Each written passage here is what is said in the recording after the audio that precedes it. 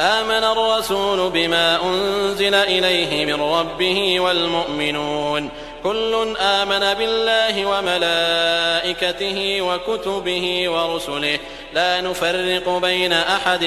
من رسله وقالوا سمعنا وأطعنا غفرانك ربنا وإليك المصير. لا يكلف الله نفسا إلا وسعها لها ما كسبت وعليها ما اكتسبت ربنا لا تؤاخذنا إن نسينا أو أخطأنا ربنا ولا تحمل علينا إصرا كما حملته على الذين من قبلنا ربنا ولا تحملنا ما لا طاقة لنا به واعف عنا واغفر لنا وارحمنا أنت مولانا فانصرنا على القوم الكافرين.